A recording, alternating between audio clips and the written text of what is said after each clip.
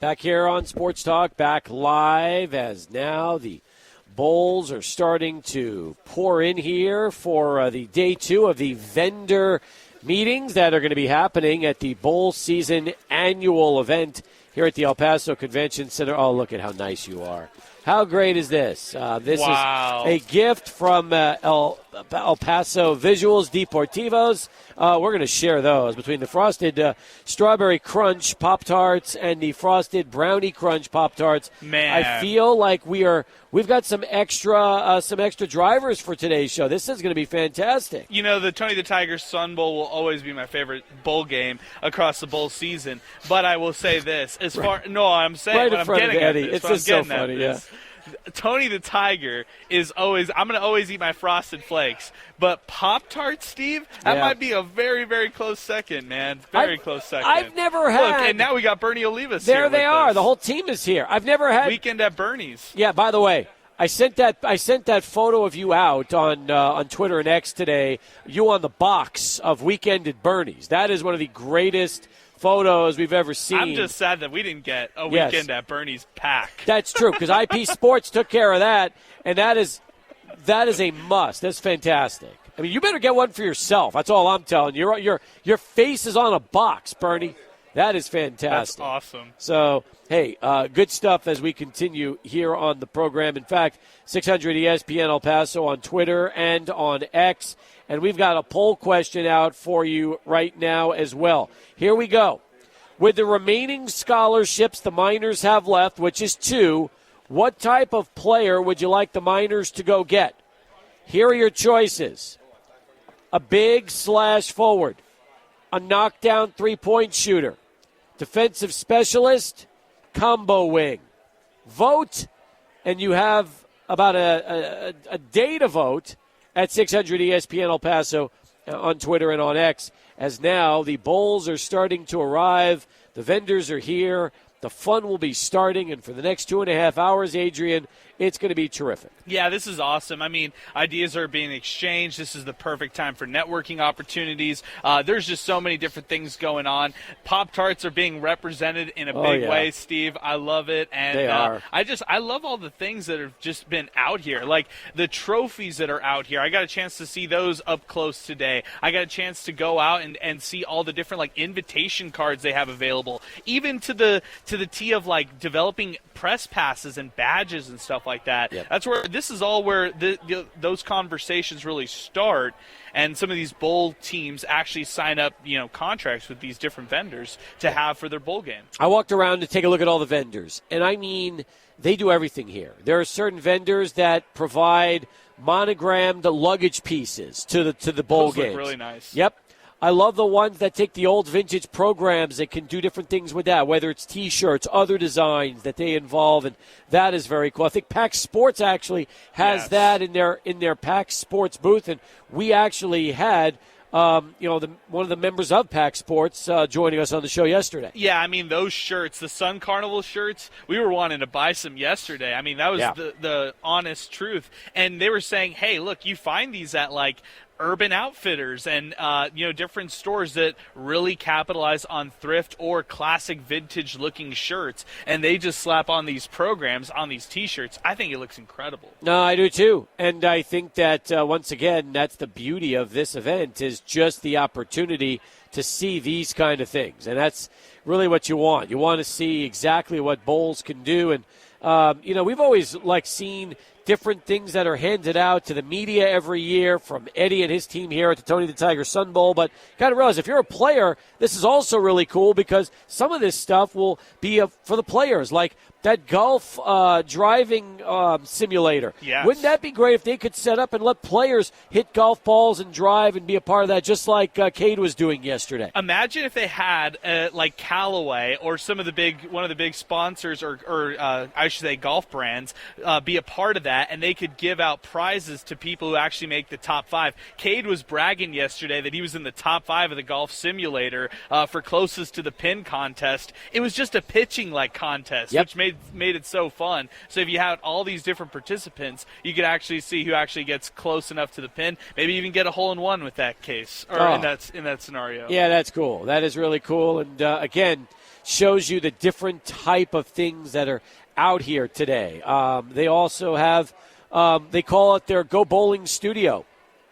And what they do is they tape interviews and are putting up on social media. I saw Bowl Season yesterday put a little 40-second piece together, a little montage of everything that they're doing out here in El Paso with this convention and what all the events are. And, again, this is, and we've said it before, we'll say it again, a very big deal for El Paso, for the Sun Bowl, to be hosting this. Yeah, I mean, I don't think we could say this enough. This is a historic 2 days that El Paso is really seeing here at the convention center. All the different bowl games all across the country coming to one location. They do this in the big cities. Next year it's in Vegas. We talked to Vegas yesterday in the Vegas Bowl, and we were talking to representatives over there. It was huge for them to go out and be out here in El Paso and to participate in this. We keep hearing it from everybody. This is the first time that we're here in El Paso, and that's a cool thing that, you know, they are feeling kind of the warmth that the city has to offer. They're feeling the hospitality, and that's a big testament to all the great team here, the local committee here, and all the great job that they've done here so far. Oh, that's nice. I'm telling you, thank you very much. The Pop-Tarts continue to arrive in force. Oh, my goodness, Steve. So we got cherry, we got strawberry, we've got strawberry crunch, we got brownie crunch. It's just nonstop. No, it's you can't ask for anything more. In fact, as much as I love Pop-Tarts, I'm so interested in the crunchy poppers, aren't you? I've never had those before. Have you? I've never had these, but I want to ask you, Steve, when's the last time you've actually eaten a Pop-Tart? Because it's been a while for me.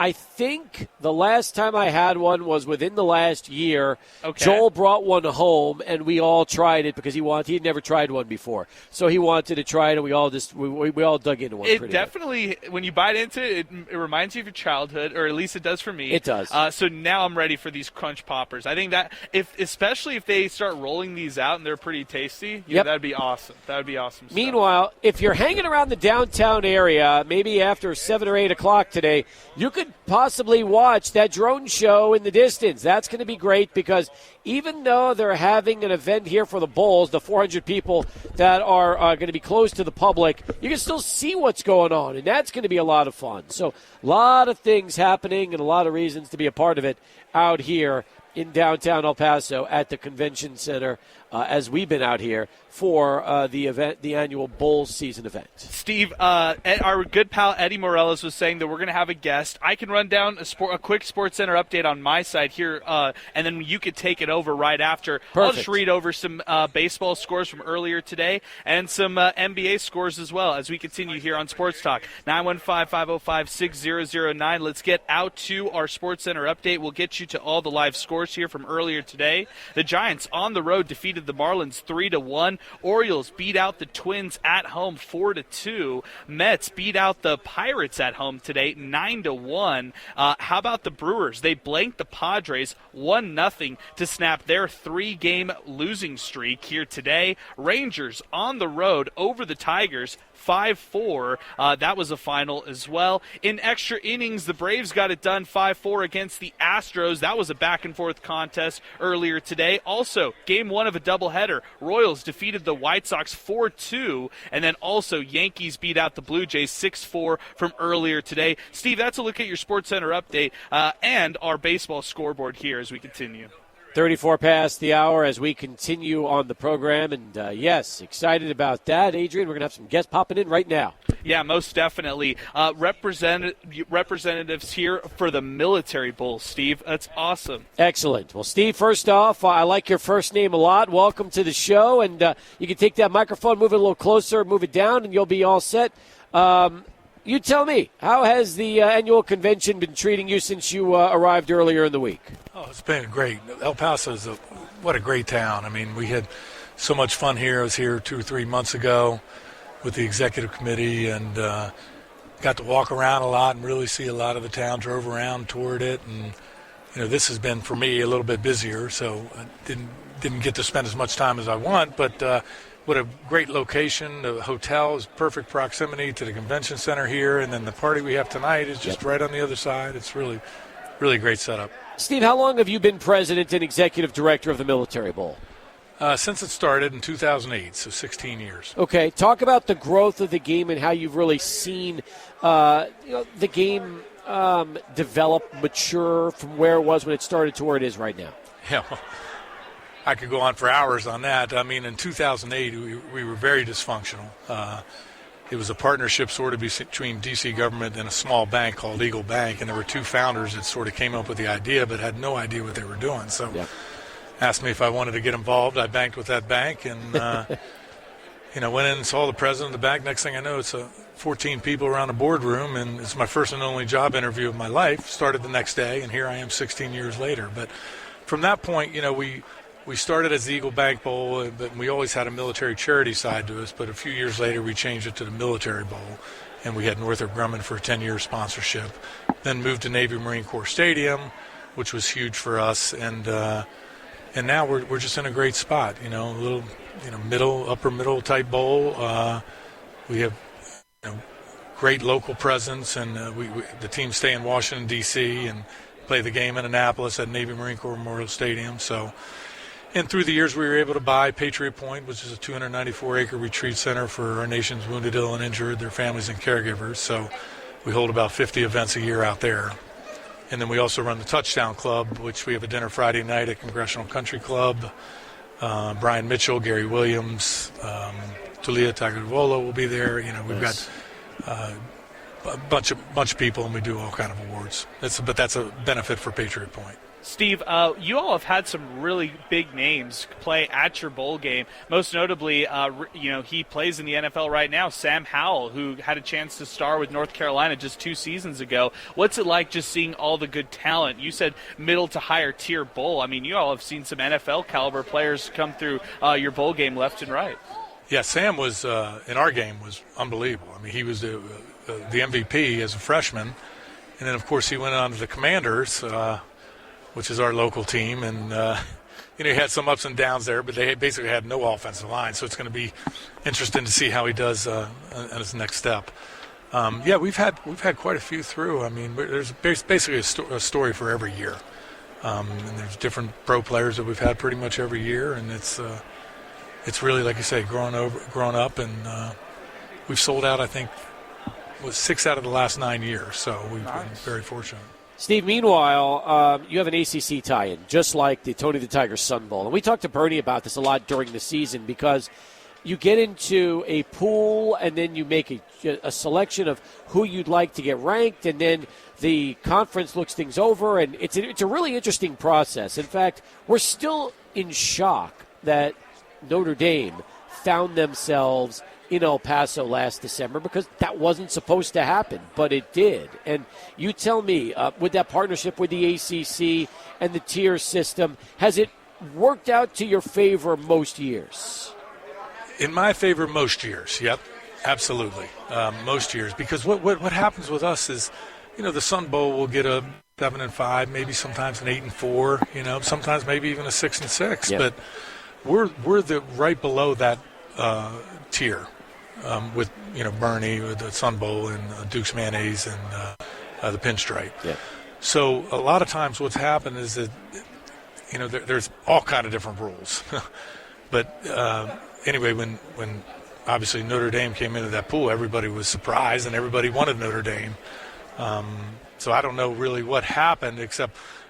We finally got our call at 6:30. We were supposed to have our call at 3 o'clock. Mm-hmm. So at 6:30 we have our call. I go, Beck, you have, Virginia Tech and 3 other schools. So there were 4 that I could choose from. Yeah. So we'll take Virginia Tech. There's 55,000 alumni in the greater D.C. area. So yeah, and they won. They came and they won the game. Yeah, they had a great game, yeah.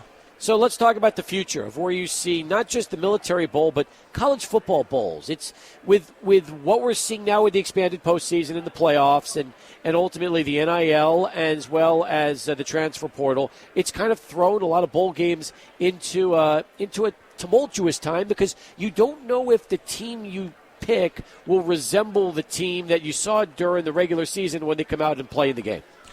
Yeah, that's to me the biggest problem. I mean, next year, so we're going to the first year of 12-team playoffs. But it's the same amount of teams. So there's going to be no impact to the bowls. So there's going to be the same amount of bowls. We're going to have the same selection process, and everything will work out. But when you get a team that shows up and they have 25 opt-outs or transfers, I mean, they've got to figure something out. And the only way that I think that's going to be figured out, I don't know enough about it, but just my own mind is we're going to pay the players. Let's just pay them. Let's do collective bargaining. Let's do something. But I think people are waiting for some of these lawsuits to get over with to see where that leads, the next revolution, basically. Do you feel like the next step maybe for some of these bowl games is having a kind of NIL pool that they could go and have dip into to incentivize the players to actually play? Or do you think it's just too early to even make those claims or thoughts? From my perspective, if the conferences want to reduce their payout for us to pay on NIL, we'd be happy to do that. But it's not like we're rolling in the money. We do well. I mean, but most of the money goes to pay the conferences. So that's we're not like banking millions of dollars. Believe me. Best part of this trip so far for you? What's it been? Oh my gosh, there's so many good things that we've done. I mean, I love the restaurants. I can't. The hotel's great. I mean, really, I don't know that I could say one thing. Downtown's treated you well. El Paso's treated you well. Have you had a chance over these two visits to go to Fort Bliss and visit the Army base? No, I didn't have a chance to do that, but I will tell you what I did have a chance to do, which I've never done before, is play in 60 to 80 mile an hour winds, play golf. Oh, you were here on Monday. That's right. Yeah. Now that was well, we still had a great time, but that's awesome. That was a little challenging. I'm sure it was. Steve, great to meet you. Thanks for spending a few minutes with us on the program, and enjoy the rest of your time here in El Paso. Thanks for having me, guys. Thanks. Good luck. He's Steve Beck, the President, Executive Director of the Military Bowl, as we continue on Sports Talk 42 past. Back with more in a moment. 600 ESPN El Paso.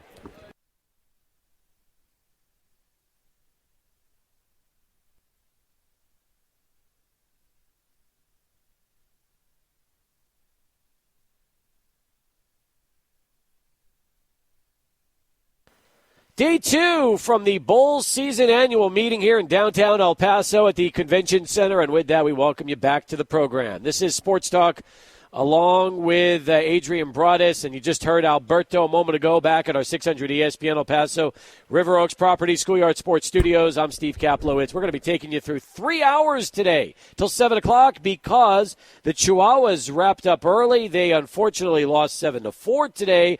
But because that game started at 12:05 rather than 6:35, we get the full 3 hours with you here on a Wednesday afternoon. A lot of guests lined up, including one that's going to start us off in a moment. Adrian, I'm excited about the show. Loving the fact we're going to have so many guests today. And we get to start talking about a drone show. How great is that? Yeah, this has really swept the nation when you talk about just popularity, music festivals, bowl games, you name it. I mean, drone shows are really a big thing now in 2024, and it's going to be great to talk about that. And we might see one here right after our show here tonight. It's possible. It's possible. Colin Dishman's with us from Sky Elements. They handle the drone shows, not just for the one that we had here last December before the big game with the Sun Bowl, but also all over the country. And again, we get the chance to start it off with Colin here on the program. Welcome aboard. And, you're just sitting here waiting for the kind of the calm before the storm. And I'm thinking, you got to start the show with us because this drone show is big time, isn't it? Absolutely, yeah. We're seeing a blow up in these shows.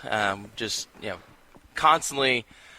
This is the first time on the air, guys, so give me a second. But really, the main thing is these shows are a way to tell stories, and we're seeing them grow and grow day after day, getting more calls in, and it's a great way to just celebrate whatever it is that you want to throw in the sky. So, Colin, tell us about this, because we've been watching fireworks shows since the beginning of time. But now, all of a sudden, with the popularity of drones and these drone shows, it takes it to a different level. When did drone shows really start, and who had the idea to kind of take that fireworks concept and move it to drones? Yeah, I think, just really technology develops over the years. As we see, we got flip phones all the way to now the iPhone. You got a computer in your laptop right here. It does a lot of things. And same thing with fireworks. People innovate and find new ways to just light up the sky with whatever it is. So drones really started about a handful of years ago. They've been been around, but someone decided to put a light on a drone and choreograph a whole bunch together. So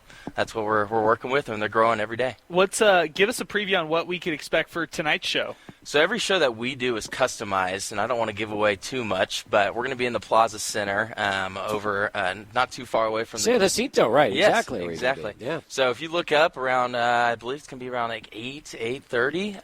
We're going to be flying 400 feet in the sky, and you can see these things from 3 miles away. So they light up the sky, and they're pretty awesome. How many drones are usually involved for shows like this? So tonight's going to be 300 drones, but it ranges from 100 drones to we've done 1,600 drones. We've broken over 6 Guinness World Records, and looking to do more as we continue to grow. So, Colin, where is Sky Elements based out of? So we're based out of Dallas-Fort Worth in the North Richland Hills area. Okay. But we fly nationwide. We're doing probably over half the shows in the United States. So we're servicing quite a few. And as far as these drones go, because you mentioned 1,600, it's mind-boggling to think about how many drones could be involved in this.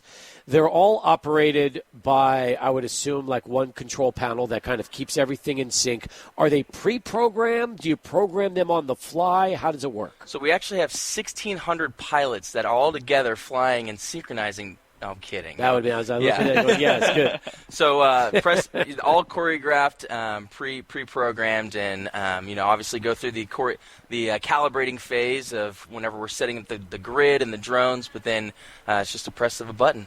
It's amazing. And then it just lights up the sky like you mentioned. And do drone shows usually last about 10 minutes or so? Correct, yeah. So all of our shows are going to last the same length, about 10 minutes of actual show time, a total of 15 minutes of flight time. So whether you have one drone or 1,000 drones, they're all going to go up and come down at the same time. What are some of the biggest events you've done? Oh, man. Well, so we did the Las Vegas Golden Knights whenever they won the Stanley Cup. We did that show. That was actually created in 3 days. Wow. I don't prefer that. We like 4 to 6 weeks typically. But we do we service the LA Dodgers year-round. FC Dallas is a local show that we do. We love them. And then, really it just ranges all across the board. Whoever's got the budget to put one of these on. So it's funny because when you think of drones, and we've seen them being used for photography, we see people just flying them and having fun. The idea of lighting up the sky with them, was that just something that the founder of Sky Elements decided one day, you know what, this would be kind of cool. We need to explore what we could do to try to put together a great light show using drones. Yeah, so actually a little background on our guys. They were in the firework industry and doing just some really awesome wedding firework displays. And, eventually the time goes on with firework bans and droughts and things like that. So we want to be cautious of, our environment. And so what we did was like, hey, how can we get, how can they continue to run their business? And drones was that next step. So started doing weddings, started with 75 drones to 100, 200, and now we've grown, to over 1,000 of drones. Man, so I would imagine that weather-wise, as long as it's not too windy, flying drones and doing the drone show is not an issue. It's almost like fireworks because we'll see sometimes after games if it's really windy outside, they got to cancel the fireworks show. They can't do it. You can't have drones flying in 30, 40 mile an hour winds, can you? You can have them flying in 30 mile an hour wind gusts actually. Can you really? Light to medium rain. I've flown that 1,600 drone show. Was not an ideal night to fly a drone show. It was in Orlando. It was raining. It was windy, but we made it happen and broke a Guinness World Record with it. So they can correct themselves in the sky. They're smarter than me. Man, how much do these drones cost individually? If you're just looking at not the scope of the project and what you do, but just let's just say one drone that goes into something like this, what do they run? I wish I could tell you. I don't know that number exactly. The secret number. The secret number. Well, they're all customized. Really? So. All right, I just heard $2,000. Oh, well, there you go. $2,000 a drone. I love it. College football, you're here for a reason, obviously, here at the 2024 bowl season annual meetings. Why is it this world that you guys want to be involved with, like the college football world? Yeah, just a great way to get the crowd involved. We've done a lot of shows where it's end of the third quarter, maybe your home team's down. You bring those drones up, and the roars you hear whenever your logo's thrown in the sky.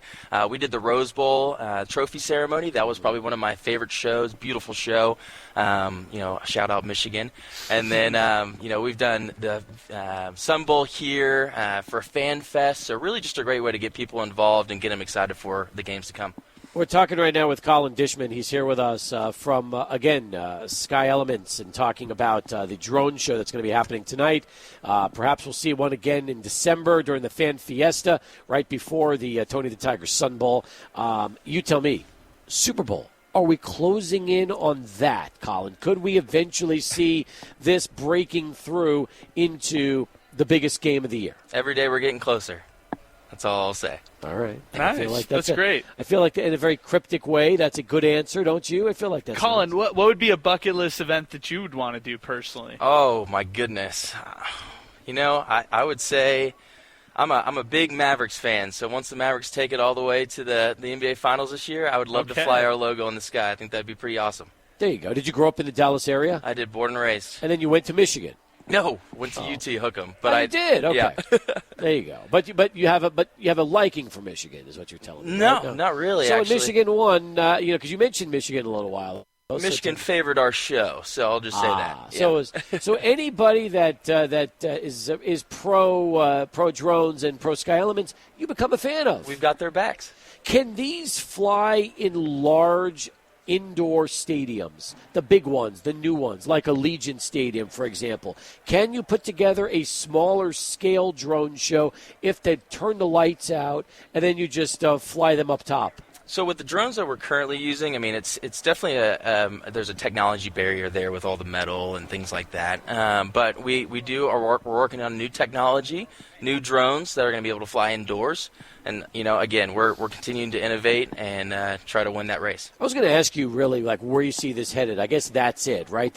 As things continue to evolve and technology happens, you'll start to see maybe drones just everywhere. I would love to fly a movie trailer in the sky. I think that would be one of the coolest things. If I can get to a point where the pixels are strong enough, and, that's what I want to do. How about an event like this? How great is it getting a chance to mingle and mix with all the different bowls? There's 43 bowls here around the country, and I'm sure some of them are familiar with you. Some of them are just learning. Is this the first bowl season annual meeting that you've been a part of? This is the first, and it will not be the last. We would love to continue to come back. So we're having a great time, meeting a lot of really awesome people. Love to hear about the different bowl games and, just the history that goes behind them, and we want to be a part of that. And for a Dallas native and a Texas ex, is this your first trip to El Paso, or have you been here before? This is my first time. I love it. Okay, that's good. And have they taken good care of you so far? They've taken great care of me. I missed the sandstorm on Monday, I believe it was, but that's all good. If you stay here long enough, you'll catch another one. Don't worry, we promise you that. That's fantastic. If people want to learn more about the drone shows you put on, what's the best way for them to do it? Yeah, reach out to Sky Elements. You can get on our website. We'll be in touch with us shortly, but we'd love to have a conversation and see where we can service your event. That's great. And I'm sure there's all scale events, all type of events you do. And since the company's based out of Dallas here in Texas, there could be plenty of El Pasoans interested in bringing you guys on board. Fingers crossed. All right. Colin, great job. You did pretty good for your first radio interview. Do you feel I'm a little shaky, Do you feel like you passed? Do you feel like you did okay? I hope so. I'll leave that to the fans, I guess. Okay. Hey, we appreciate you. Thanks for stopping by. Thank you. Thanks. All right. Again, that's Colin Dishman getting us started here from Sky Elements and responsible for the drone show. Good start to the show. I love the fact that he just jumped right on board and came in and did his first ever radio interview. It is. That's a big deal. So he was brave. But that's so cool. Imagine 1,600 drones that could be in the sky for a world record and what that's like. Yeah, imagine if somebody, a person with, in a position of power heard that interview right there and they were like, maybe Sky Elements for my university, for my place, maybe I'll hire them for a big event that's coming up. So that's something very like true. that. Yeah. Very, very true. Now, just like yesterday, the Bulls are going to be coming in here in about 15 minutes, and they're going to be wandering around until 7 o'clock, so we'll have a chance to bring Bull reps on throughout the course of the show today. Big news as we kick things off here on Sports Talk. The UTEP basketball team has announced a signing, and Adrian, this is a big one. Ahmad Bynum. Now, Ahmad Bynum is a 6'3" guard who played last year at Trinity Valley, but is a big-time player. Was a top 100 player out of high school, 4-star prospect. He is a junior college All-American and someone that absolutely will have a chance to be a big-time contributor to the Miners coming up here later this year. Yeah, there's a lot of interesting nuggets about this player. By the way, he's a JUCO All-American, a Division I bounce back. He played at DePaul for a season, actually played against the Miners. That's the first nugget right there, Steve. He played against the Miners in Joe Golding's first year. Miners played DePaul, and they lost that game. Yep. He actually made a three-pointer in that game. And then he comes from Simeon High School, which is out in Chicago. Evan Gilliard went there. Guys like Derrick Rose went there as well, Jabari Parker. So you're talking about a high school with a lot of pedigree, and you're talking about a player who has experience in college basketball. This coaching staff's high on this guy. Yep. And, it's real interesting in the timing, Steve. I wrote about this, 600ESPNElPaso.com yesterday. Jorge Moreno announced that he would be not coming to UTEP. He would be declaring to open up his recruitment again, scholarship freed up, and this is an opportunity for the Miners to decide buying him here with one of their three scholarships left. You're right. And I think it's important to note that Moreno's decision did not influence this move. I feel like this would have happened regardless, but it does give Joe Golding the flexibility to add not just him, another guard, and then the best available player he can get, maybe as that third piece to the puzzle, and really try to take the current nucleus he has right now with the additions and make a serious run at a conference tournament championship next season. Yeah, I think just to hit it home and hammer it home, what you just said there, the decision to go with somebody like Bynum, they would have gone with him if they had two scholarships. That's just how high they value this player. They think this guy could be a real difference maker this year, maybe even an all-conference caliber type of scorer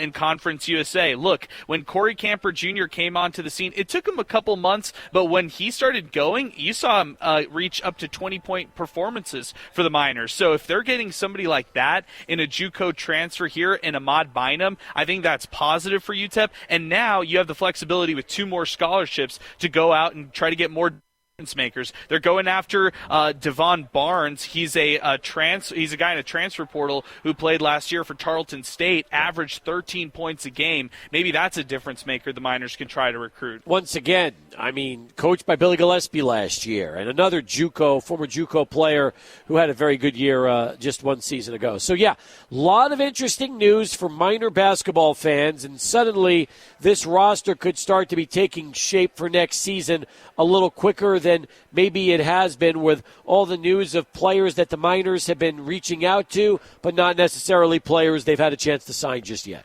Yeah, and that makes me interested. If these are let's say they actually get Barnes, who, by the way, it seems like Barnes had an official visit with head coach Joe Golding today. He tweeted about that today.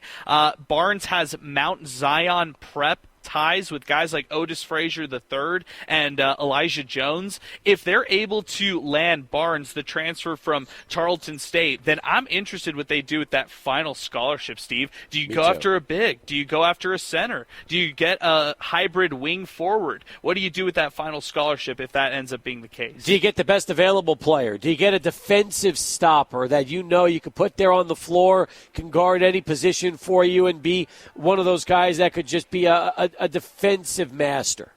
If you're a UTEP fan, one of the questions you might ask, Steve, is what about a point guard? What would you say to that question? I have no problem with that, although, understand this, their point guard next season is David Terrell. So the truth is, if they're adding a point guard, he's going to be backing up Terrell. David Terrell Jr. is your starting point guard next season. There's no doubt about that. I think the key now is maybe you bring in some combo guards, maybe a guy that could play a 2 and a 3 in that kind of a role, or even the 2 through 4. But they have their point guard right now, and his name is David Terrell Jr. I'm going to bank on the development, and I'm going to bank on him taking a step forward this offseason to be a better player next season. I really am. I think he's going to be a better player next year. I will say this, though. You must have an insurance policy. You must have a point guard that if something happens to David, let's say an injury or something like that, then you don't miss a beat. Somebody steps in, takes over that role, and can still lead that team to where they need to be. You can't just put all your eggs in one basket and not have a backup plan. We saw that with Gavin Hardison, and we saw what happened with the results over those 4 years he started at quarterback. You must have a plan B if you're rolling with David Terrell Jr. as your starting point guard. Yeah, from the film I've watched, Bynum might be that insurance policy of just a ball handler, not a point guard, but a ball handler, because Corey Camper Jr., not sure if he's a good guy to, facilitate or create the offense for him, but maybe he could take a step forward in that direction this year. Otis Frazier III, that's not his position whatsoever. And you look at a guy like Trey Horton, who's also returning in the backcourt. He's not going to be that kind of ball-handling guard. So you're right. You need an insurance policy there at the point guard spot. And maybe they find something like that here in the transfer portal. Maybe so. Does Barnes have any point guard experience? Yeah, that's a guy who has a lot of point guard experience. He can be a ball handler as well. That's a great point. He's actually that kind of ball-handling type of guard, but he also shoots pretty well, Steve. Yes, you were does. noting that to me off-air earlier today, that's one of the things that he possesses. So this is a guy who averaged 13 points a game. He's a scorer, and that's, you could argue that's exactly what UTEP needs here in the transfer portal process. True enough. All right, 20 past, just getting started here on Sports Talk as we are live from the El Paso Convention Center. By the way, Renee just texted into the program. Yeah. They recruited a player out of high school that's Yes. also going to be potentially in the mix next year for playing time. Yeah, KJ Thomas, the signee, they think very highly of him. He's the insurance policy at the point guard spot. So there you go. That's going to be the backup to David Terrell Jr. He's going to be like David Terrell Jr. was last year. I think KJ Thomas has all the ability to be a Conference USA All-Freshman of the Year caliber player in this freshman year. Terrific. 21 past, more in a moment as we go to Charlie 1. Let's get our first traffic update of the afternoon.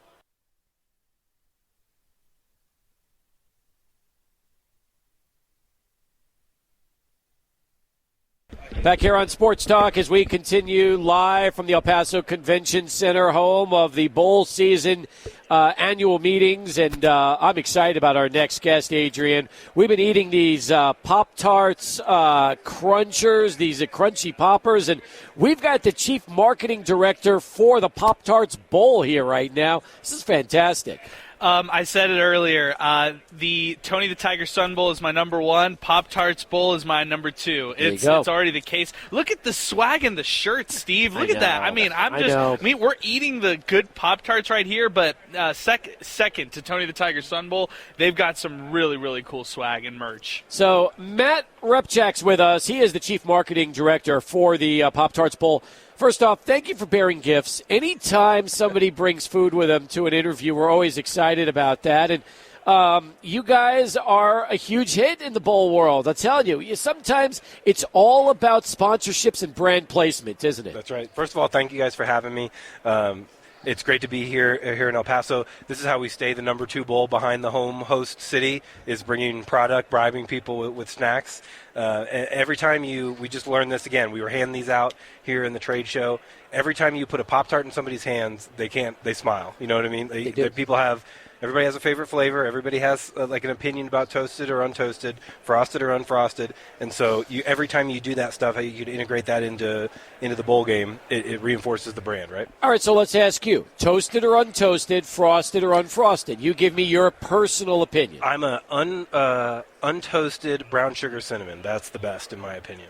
Untoasted, but the brown sugar cinnamon is the flavor. Okay. Man, that takes me to my childhood. The bowl game, all the reception, you guys went viral on social media because there were people eating a live mascot on TV. Yeah. What was that like, just seeing everything? How was the whole process of developing the idea? How did it all materialize? It all came together in a very short span of time. Pop-Tarts came on as our sponsor in May of last year, and we jumped right in with all the brainstorming and coming up with all the things that have been really useful. They're in the Kellanova family, so Cheez-It, part of the extended Kellogg's, universe. And so there's a lot of equity and stuff that they learned to build on. And so they really got into what's the crazy idea that applies what Pop-Tarts does really well into the college football world. How do we kind of do the things that we think are cool? So they started brainstorming stuff. They threw out this idea of an edible mascot. To be honest, they said it, and we didn't really know what that was going to be. So there was a lot of planning into how do you actually do that, down to day before the game, we're blocking off the trophy presentation to make sure ESPN's got it, but also to say, okay, this is how he needs to run down. This is when he climbs up onto the toaster. To like, can we get the timing right and get the coach into position, like all that stuff? Because nobody ever done the edible mascot idea before, so nobody knew, was this actually going to work, or was it going to look like just a complete disaster on television? Luckily, it went off without a hitch, and the rest is history. Even if it was a complete disaster, it would have been memorable. Like, the whole concept was just perfect for you guys. And Matt, I'm curious, prior to Pop-Tarts, were you still with the Bowl? I was. I've been with the bowl game with Florida Citrus Sports, is the nonprofit that runs it. I've been there for 20 years. Okay, so you tell me, is this just like the gift that keeps on giving when you talked about the partnership, what it entails, what happened last year, what it's going to be like every year, and just ultimately how, as Adrian put it, it just puts a smile on your face when you talk about this brand? It's I think it was lightning in a bottle. It is. You can't find anything that compares across our history, across the history of bowl games, because of, like, you hit a certain peak within the bowl audience. You have those college football fans that are really into it. You're on Twitter that night, also social media. You see all that stuff. But then it just kept going, right? Every day you log back into social media, and there's somebody else talking about it, some account that has nothing to do with sports. Al Roker's talking about it on the Today Show. It's just everywhere. You can't plan that, right? That stuff just it hits, and it's crazy. So we're never going to maybe be able to get back to that point, but we're figuring, okay, what's the next cool thing that we can do that gets us pretty close to the top of the mountain that we just saw? Yes. So all the success came after all the social media posts, all the stuff that you saw as far as the video for the live game. Was there any point when it was actually happening, when the post-game moment happened, that you thought, this is not going that great? And then in reality, it actually went great. Yeah. There's a moment, if you go back and look at the video, where the edible mascot is supposed to slide out of the toaster, and it kind of gets stuck for a second. And I remember in that moment looking and making eye contact with the other staffer that has been working closest with Pop-Tarts to be like, I don't know, is this the end? And then they gave it a little push, and the Kansas State MVP and coach just kind of pulled it down, and then everybody dug in and it went crazy. So we could not have asked for it to go better. Execution, then from there it's just all over the place. Now, as marketing officer, did you start selling merch and shirts with the mascot and really capitalize on it, or was it almost like, let's see how this goes, and now that you realize the phenomenon that it is, you can really blow it up and have as much fun with that as possible? It's really the latter, because Pop-Tarts is really, they're thoughtful about how they want this to go. So they were like, we'll do all the interviews. It's great. Love that New York Times is interested. Love all this extra coverage. We could never have asked for this kind of exposure. But let's be careful about what we do from here and what the year 2 looks like, so we start to build that out a little bit. So they're really into what does the next year look like. Now they've got this Netflix thing that's coming out, so they're pumped about how do you build on what we just did. How do you feel like this grows in the future, just to capitalize on Pop-Tarts? I think they did such a good job. Once in like bowl business, in college football, when you have an audience that's like into it, if you are successful at it once, you can follow those notes and give people what they want. And people have already told us the things that they want. They want the trophy to be a toaster. They want a different flavor if the mascot's out there. They want to see the mascot out and around. And so we can do those things and then think, what's the thing that people are going to love that they haven't thought about yet? Like, how do we surprise them at the bowl game? What's the thing that the players are going to be really into, that the coaches are going to be into? We're so grateful that K-State was excited about being a part of it, right? You could have that whole thing go down, and the coach and player are like, okay. But they were really into it, so we want to think ahead to what's going to be fun in 10 months from now, in December, 8 months from now, that people aren't thinking about, but they're going to be like, holy crap, that's really good. That's awesome. Matt, what about the city of Orlando? How do they support the game as a local community? It's been a great relationship we have with City of Orlando, with Orange County, with our Convention and Visitors Bureau. They're so thrilled about the economic impact that not just the bowl games, but all the events that Florida Citrus Sports does, what we do for the community. So on the bowl game side, like that's been an iconic thing. Our mayor, who's a huge proponent of sports and investing in sports for what it does, marketing a community, he talks about us in the Cure Bowl all the time as one of the only communities that hosts these kind of games, and they understand what bringing all these different fan bases into town means and how you get to expose them. Like, everybody wants to go to Universal, everybody wants to go to Disney. you get into a bowl game and it's an excuse for somebody to make a vacation to Orlando, and then everything else is unlocked from there. Well, we've enjoyed having you on the show. Thanks for spending a few minutes with us. Thank you for the treats, the Pop-Tarts, and continued success with the bowl game, and looking forward to seeing what you have planned for us later this year. Thank you very much, gentlemen. Matt Repchak, folks, wraps up hour 1 of 3 here on the program. We got Bernie Olivas coming back to begin hour 2. Stay with us. Sports Talk continues, 600 ESPN El Paso.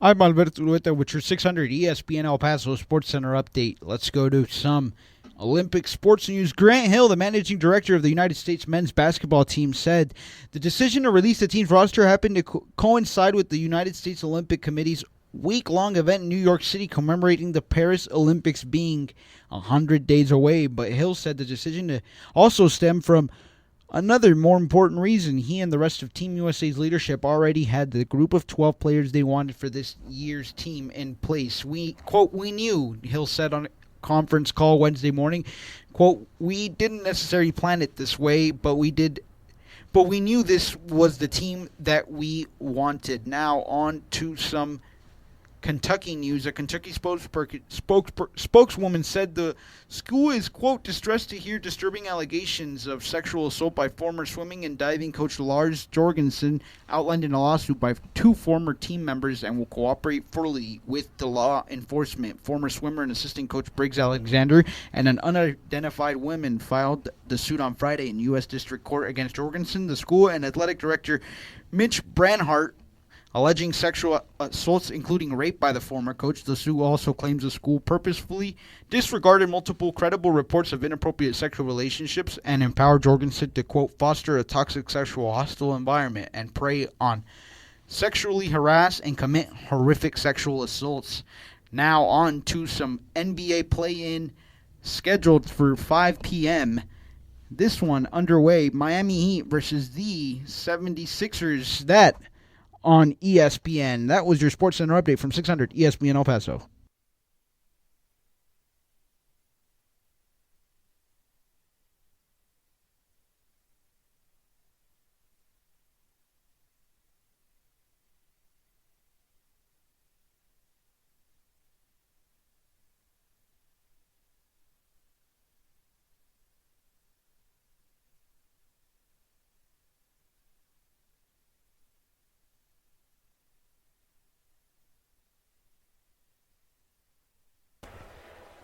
Start of hour number 2 here on Sports Talk. Welcome back, everybody. We are live at the El Paso Convention Center Grand Hall, the site of the vendor meeting for the 2024 Bowl Season Radio. Don't worry, we've got you. I got you taken care of. I promise you that. Along with Adrian Broadus, Steve Kaplowitz with you right now. Bernie Olivas back with us again for the second straight day. And Bernie, as we're going to spend a couple of hours here prior to the meeting wrapping up and moving out to San Jacinto. Everybody's going to be gathering together. Everybody we talk to just talks about what a big success this has really been for everybody involved. Well, I think we did a pretty good job. I think our staff, I think the Visit El Paso staff, and of course, the bowl season staff did a tremendous job of organizing the thing. We've been working on this for months. And again, I've always felt that El Paso had a bad perception around the country. And with people coming in here, they have totally changed their minds about El Paso. They would come back anytime, I think. And I think everybody's had a really good time.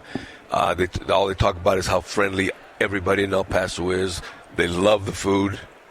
They love the food here. I believe it. They love the prices of the food. And I talked to one executive who says, we went down the street. I ate the burrito, I ate this, I ate enchiladas. I said, and just 2 of us, it cost us $14. I said, there you go. He says, there you go. So I think it's been a big success. We'll move on to Las Vegas next year, but I think everything went really well this year. And like I said, thank you guys for being here as well.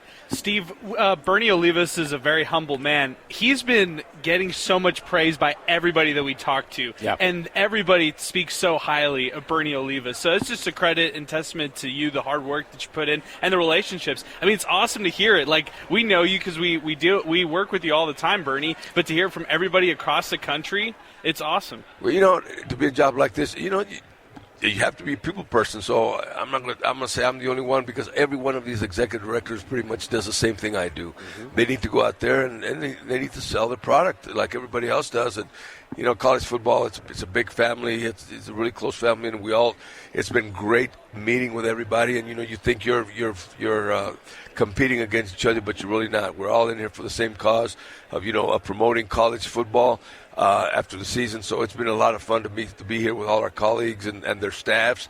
So it's been great. There's a lot of great people in college football. So you tell me, because I asked this question to some of our other guests who have been here, has there been one particular highlight for you?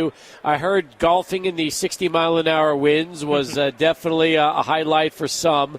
But you tell me, as far as like the breakout sessions and what you've had a chance to do since yesterday, was there one particular moment that really stood out to you? I think we had a session today where we had representatives of the title sponsors address our convention, and it is so much fun to hear the reasons that they're doing this.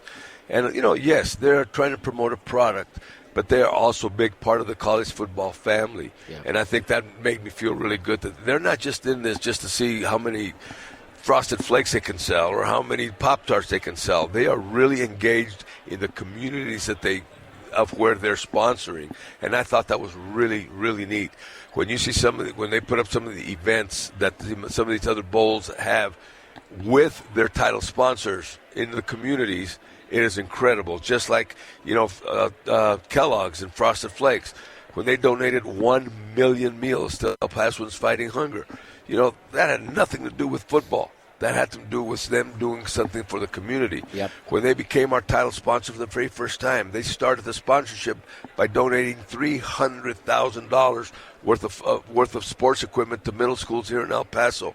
That's what makes me feel good about it. And like I said, all these title sponsors are the same way. When you look at what they're doing and we talk to each other, it's not just about putting their product out there and putting out the product, but in working with the communities that they're sponsoring. So I think, to me, that was the highlight in listening to 6 different title sponsors, representatives, actually talking to us.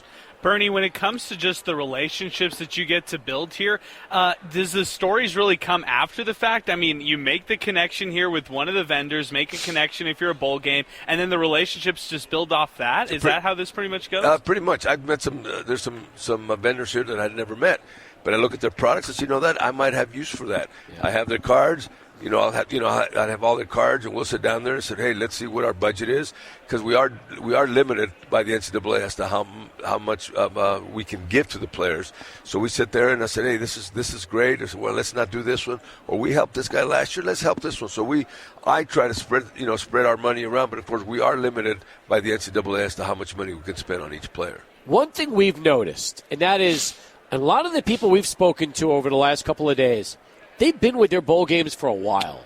It's so interesting to see how longevity plays into the fact that a lot of the people, when they get involved, they don't leave after a few years. They're in it for the long haul. It's funny. I was talking to one of my colleagues about that at lunchtime today, and they said, we had a panel discussion, and I was kind of chairing a discussion on volunteers and how you get volunteers, how you retain volunteers, and we started talking about our jobs, and we don't have a lot of turnover in volunteers. Our volunteers will stick forever. Yeah. We've had volunteers that have been around for 25, 30 years, and we started talking about our jobs and exactly what we were saying.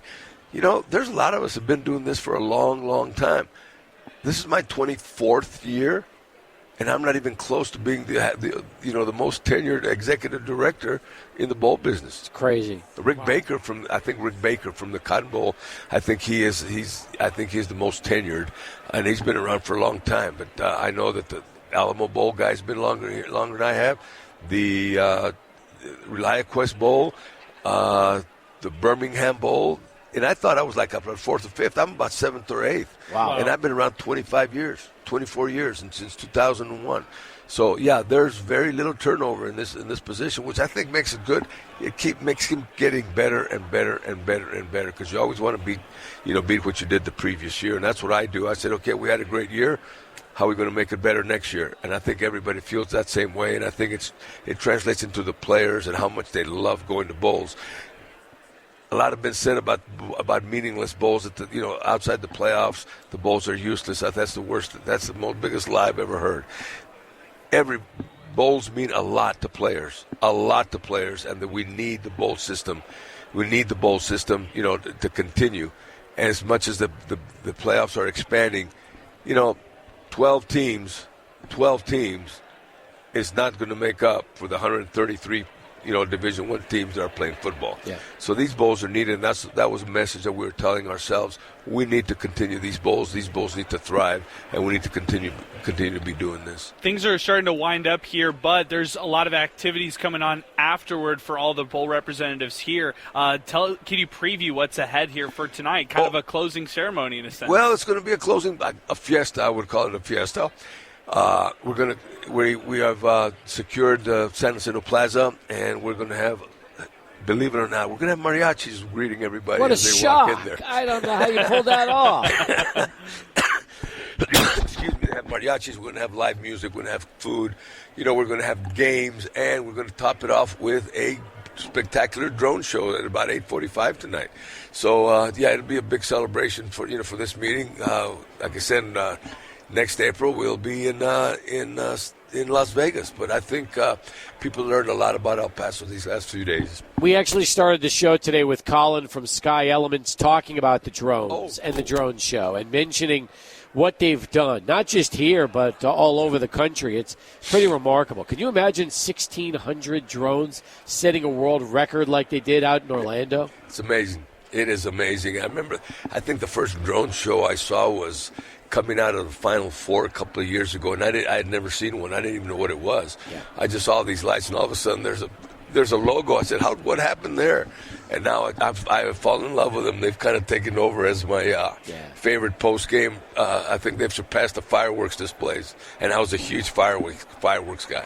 By the way, once these meetings wrap up tonight and everybody starts leaving El Paso tomorrow, your work is not done. Let's talk about what you have coming up over the next few months as we go from the end of April all the way into September, the start of football season, and before you know it, the Tony the Tiger Sun Bowl Watch, which will be back with us when the season kicks off. Well, we've already been working on this. Of course, we're working on contracts. The Pac-12, semi-dissolving. I guess you could call it dissolving.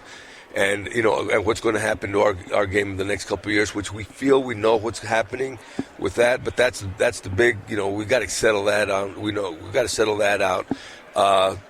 Conference contracts running out, and I feel pretty confident that we'll be able to secure 2 conferences. Of course, we'll see what happens with the Pac-12. Yeah. Our TV contract is signed, so we're good with them.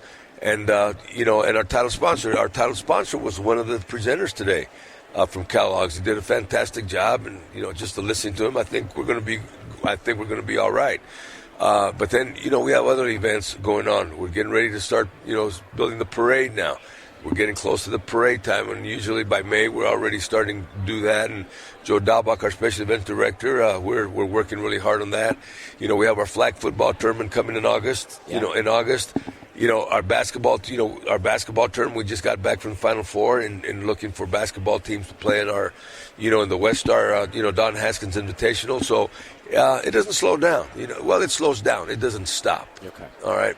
Bernie, when it comes to the ever-changing world of college athletics, are you hoping for a little stability this offseason instead of more changes, or, are you embracing the changes as they come? Like, how do you look at it right now? Change is good as long as it's good change. I don't mind changes, and if things change for the better, I love it. It keeps it fresh. It keeps it fresh, and that's what we try to do. You just can't get stale in this job. And like I said, once you're satisfied, my motto has always been, once you're satisfied with what you are, you're never going to get any better. So I'm never satisfied. Let's keep getting better. So that's what... So if there's change, that's fine with me. It doesn't bother me at all. And if it's good change, if it's bad change, let's go with it. But let's just make it better. All right. By the way, this year's theme is Weekend at Bernie's. Do you like that? Were you happy with the box design, the logo, the fact that you were featured very prominently on that? And we sent that out, by the way, on Twitter and X for our listeners. They wanted to see that, too. That was good stuff, Bernie. I love the design. It was a total surprise, and when they gave me mine, I thought, oh, hey, this guy's pretty good. I thought he had done that for each bowl. No, he put my picture on every bowl, all the bowls things, and everybody's having a good time. The guy from Las Vegas says, Bernie, I've got a problem. He says, what's that? He says, I want that box, but I can't. I have no place to take it with me on the airplane. I said, I'll ship it to you. Give it to me. And I think other people are going to do that. But he says, I want that box in my office. So I love it. So, yeah, that was it's a pleasant surprise, but I was shocked. I go, what the heck is that? Did you wear number 20 when you were playing football? Was this your number back in the old days? No, I was number 30. I was close. 30. Okay. All right. Well, we could always airbrush out a 20 and put in a 30, but that's good stuff. Thanks again for having us. We've had a great time out here. We're still going to be here for another hour and 45 minutes. We're going to get bowl representatives for the next remainder of the show, and we just enjoy being out here, Bernie. It's so much fun, and we can appreciate what you guys have done, your staff, because this has really been an awesome event. Yeah, really proud of our staff and proud of the city. Visit El Paso, and of course, our executive director, Nick Harparelli has done. I've known him forever since we were with the Big East. Is when I met him, and we've become great friends. He does just a tremendous job with this organization, and he just keeps making it better. Like I said, he just wants to keep making it better and better. And said college football, bowl games, bowl season is here, and we just need to promote that and just keep on making it better. Terrific Thank stuff. you very much for having me. You got it. He's Bernie Olivas, folks, Executive Director, Sun Bowl Association. Getting us started. 16 past in hour 2. Let's go to Charlie 1 for traffic, and then more guests coming up. Stay with us. Sports Talk Live, 600 ESPN El Paso.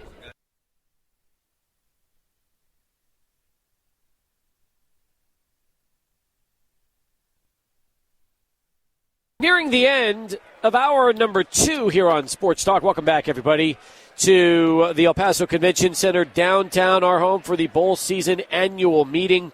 Along with Adrian Broadus, I'm Steve Kaplowitz. Really enjoyed that conversation with Bill Hancock. Terrific. We've got more guests coming up for you in our 6 o'clock hour, as well as we just take you right up till 7 tonight. And Adrian, it has been, again, a who's who in the college football world. Not just all the bowl representatives, but what a great surprise knowing we get somebody like Bill Hancock joining us on the show. Yeah, what an amazing surprise. I mean, if we didn't have another guest, I think we'd be okay, Steve, just hearing from him, his stories, and then the local connection with the Keith family and our very own Duke Keith. That's awesome. I just felt like the entire conversation was great. I'm ready to have more conversations with other guests here as they continue because they just keep coming, and we're just having some great conversations about all the great things that are happening out here. No doubt about it. In fact, as we continue, one guest who we've seen over the years and shares a radio background with us and longtime executive of the New Mexico Bowl, he's Jeff Symbieta. From TV anchor to sports radio to running a bowl game to being in El Paso and being a part of this event. You tell me, how's the last couple of days been treating you? I just saw my life flash in front of my eyes. I hope this isn't the end. I think it's been good up until now. And all of a sudden, my life flashed before my eyes. Good to see you, Steve. What'd you ask me? Oh, man, you tell me, how's the last couple of days treated you? It's been good, man. This is, tell you, my bowl experience started at one of these events. We took, in 2006, we had an idea. And you're right, I was out of work. Here, let me hide these, Mon. No, you don't. Nobody cares. It's fine. Have you met Monica? Monica runs the Southern New Mexico Bowl. Oh, very cool, Monica. So back I had an idea. I was working for the governor. And I was charged to promote and create and attract sporting events to the state of New Mexico for the purpose of economic impact and tourism and visibility. And we thought about creating a bowl game. And it was at this event. It was in Orlando in April of 2005. And we got the governor's blessing. We had, at the time, it was called Albuquerque Convention Visitors Bureau, now Visit Albuquerque. And tourism department and ESPN. And we put it together, made a presentation. An hour later, we got a phone call that we were licensed as a bowl game. I was like, oh, bleep. Like, now what, right? And we were at dinner kind of celebrating that night with the ESPN, because ESPN owns us. And I said, you should call this car dealer and you should do this. And here's a website. You should buy up this domain. And they said, well, would you consider leaving the governor's employ and becoming our executive director? And I'm going on our 19th bowl game. I know it doesn't sound a lot like 90 as you got here in El Paso, and we've always tried to model what we do after what you all do, because this city has embraced that game, and I love what you do, and I love your town. But a lot of people ask me, Steve, what are you going to do when the bowl game goes away? You go back into TV, and I said, look at my hair. Like, I'm done, man. I was the only one dumb enough to think that this bowl game was going to be around coming up on two decades. And I'm walking around this room that we're in, and I'm looking, what are we doing for 20? We're thinking, should we make a book? Should we create special jacket? We're getting a lot of ideas. So long answer to a question. It's been a great week. Good for you. In fact, El Pasoans know this bowl game very well. They've been there a couple of times. So have the Aggies in New Mexico State. Next time the Miners come home with the trophy, though, right? That would be nice. Yeah. Wouldn't it be fitting, though, if the Miners win their first bowl game since 1967, it comes at the New Mexico Bowl? And it's very possible, right? And that's the benefit of having it at the New Mexico Bowl, right? Because El Pasoans can make the trip up there and actually experience it all, just like they did recently in the New Mexico Bowl. Look, it's not just our game; it's every game. One of the pieces of strategy, when you talk strategy for success, it's got to be regionality and accessibility, especially for those early games, which we had been every year up until now, and who knows where we're going to be. But the pre-Christmas games, we've got such a little time for travel. Yeah. The recipe's got to be, there's got to be a fan base that can drive there, whether it's UTEP, Wyoming, New Mexico State, Arizona, the team, Colorado State, the teams we've had over the years that we've had so much success with. And it's a team with an excited fan base. And I know you guys have talked about the CFP and how it's expanding to 12 games, and I look at a game like ours, and I feel like we're in a good place because we're not a Power 5 versus Power 5 school team, right? And I think a lot of the Power 5 or Power 4 now conference teams who don't get in the playoff might be disappointed about, well, we're not in the playoff, we're going to a bowl game. When we had UTEP versus Utah State, they were happy to be in a bowl game. When we had Fresno State, New Mexico State, they're happy to be in a bowl game. They want to be there as opposed to, dang, we didn't get in, and all the opt-outs. And we'll see how it plays. But that's I'm looking at it, how do I continue our game and continue to build what we're doing? And you got to find a way because it's changing. Do you like being one of the first games to kick off the bowl season? Is that a good place for you? I've loved it. I don't believe we'll be there this year. The calendar's changing. It's always been the third Saturday in December. Well, the third Saturday this year, last year was the 16th. This year it's the 21st, and they're playing 3 college football playoff games that year. So that pre-Christmas window is going to be really shrunk.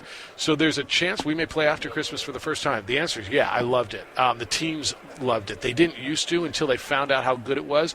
Economically, they don't have to send the kids home, bring them back, get them back in shape, worry about what happened. It made so much sense for the schools. Remember Rich Rodriguez, when he was at Arizona, came the first time. He said, I've never been to a pre-Christmas game. When he came back 3 years later, he said, it's the best bowl experience I've ever had. And I love the pre-Christmas because, and he cited all those reasons. So it's been good for us, and I think that the teams have realized, wow, there's a big advantage to it. I got to get to a break. Yeah, I don't know if you can stick around, sure. I want to get your thoughts on the Chihuahuas game you went to last night. I want to get your reviews of the stadium, too. So we'll do that. Stay with us, folks. Jeff Symbieta with us. Back with more 600 ESPN El Paso.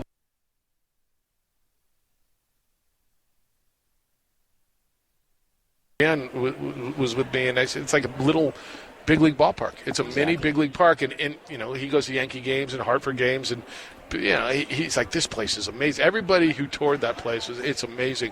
The feel was good. Everything about it was everything I'd heard about it. It was wonderful. I love where they put it, how they fit it in there, the accessibility, the friendliness. Didn't take very long to get a beer, so life was grooving. Do you feel like we kind of live similar lives? We do. Since you live in Albuquerque, because they support New Mexico United. Yeah. El Paso likes Locomotive FC in a big way. Yeah. It's the Isotopes and the Chihuahuas. Lobos and Miners. Lobos and Miners. Yeah. And then you talk about basketball specifically with Lobos and Miners. I'll go back one further, and you're not going to remember, but you will. It was Scorpions and Buzzards. They supported those two hockey teams the same way. I still remember, this is a true story, called a game in Albuquerque, And in that barn of Tingley Coliseum. And this was back in the days when Tony Martino wanted to fight the entire team. Yeah. And there was a fight, and what ended up happening was it was pretty ugly on the ice, and it spilled out into the locker room area. On your left side from where you were sitting, And one of the Buzzards punched a fan on his way back to the locker room. Ooh. And when they realized that he's a Canadian, they hightailed it into a van, which I was in, rode as fast out of Albuquerque as possible because they were worried that the state police was going to catch the van, pull him over, and try to deport him back to Canada. Oh, is that right? Oh, yeah. And that was just another day in the life of Buzzards hockey back in those days. The Wiffle and the Central, WPHL, and then they merged with the Central. It was. I look back, and I was VP of Media and Operations, or Media and Entertainment for the Scorpions for a year in there, and I look back on it. It was slapshot in so many ways. It was. I watched. I guess you can't get guys in trouble now. There was a salary cap, right? But I watched $100 handshakes. I watched. I'm sure you've seen them too, where guys that were supporters, doctors, home builders, whatever, paid dudes to start fights and then gave him $100 after the game. Oh, man, you really got him, eh? No, look at this one, eh? I got it right here. No, but did you see him go down, eh? He started leaking from his left nostril, eh? Right from the beak, eh? Like, it was wonderful. Yeah, that was it. When I say wonderful, it was bonkers. But it was fun. It's those stories are true. That's how the league ran back in those days. And the amazing thing is that communities like Albuquerque, New Mexico, and El Paso, Texas, which didn't have ice hockey up until then, it was new. It was something different. Fans loved it, and it had a cult following, and it was the guys that played in that league. Man. Wow. Oh, yeah, Adrian, the hardcore, and it's probably similar to the USL in some respects, which I haven't warmed to nearly as much as I did to the hockey. I like hockey better than I like soccer, so that's my thing. But I get it, the passion. United's getting a stadium now. They're going to build them a stadium out by Balloon Fiesta Park. And I think that's great for them, and they're going to have their own place. But the passion that some of these USL teams in this market, in Albuquerque, Louisville, Indianapolis, Phoenix, it's been something else, and you can't ignore it, and it's real. But our towns are very, very similar sports towns, very proud, very beat up, very hungry for some success. I know the Miners got the Conference USA final this year, one game away from the NCAA tournament. Lobos got in. They were the trendy pick to do all kinds of stuff, and Clemson pumped them. And then there's New Mexico State right in the middle, right? Well, closer to you, but and I don't know how Miner fan feels. And how's that been out there in the same league? Actually, I thought this first season was pretty good. Is it enhanced the rivalry? I would think that it makes the games more meaningful, right? Yep. Non-conference is not non-conference anymore. Right. It's an actual conference and meaningful game. Right. And it's only a matter of time before these two teams face each other in the college tournament for basketball at some point, men's or women's. Yeah. How's the new coach, football? We'll find out Saturday when we see the spring game and get a chance to witness this. We're actually going to put this on the radio and broadcast it, which we haven't done before, so that'll be fun. A lot of interest, especially when you're being advertised that you run an offensive play every 12 seconds. Okay. We like that. Yeah, as long as they go forward, right? As long as you. It's funny. Again, both programs brand new football coach, right? Okay, flip it to you for Albuquerque fans. Basketball or football? What's the more rabid fan base? It's not even arguable. Not even close. Yeah. But for football, are they starving for a winner, or is it like no, not really? Some are, and some are like there's a feel. Oh, will, and I say will. That's what they say. That they'll never win. And it is. Look, Bronco Mendenhall's won everywhere he's been now. Yeah. Bronco Mendenhall's a hell of a hire for them, and I've spent some time with him, and it's different up there. I loved Danny Gonzalez. Mm-hmm. He's a friend. He's a Lobo. I was hoping he would get one more year. He didn't. I understand why. Bronco's coming in. I was out of practice the other day. It's going to be. He's a different cat, right? He's not into being the social guy. He's got his way. Well, he's won where he's won, but basketball is the answer. There's people who are striving for it. Steve, you can remember this. Because when I was at Channel 7, so I'm thinking about 99, 2000, the old WAC, the 16-team WAC. Remember the quadrants? And then you had the then all of a sudden it broke apart. So before they broke apart, New Mexico played. There was a year they played the championship game against Colorado State, but there was a game against Rice and Tulsa the last 2 weeks. Mm-hmm. They're putting 34,000 people in that stadium. Yep. And people said it'll never happen. I'm like, I've seen it. Like, I was there. I had to cancel a trip because I was at Channel 7 and I had to cover, it was a big game. I think, Adrian, they're hungry for it. There's that fan base. I think they'll come out at some point. Now, people forget Bob Davey was there. They were not when they won our game in whatever year it was, 16. I think they led the nation in rushing. They were 9-4.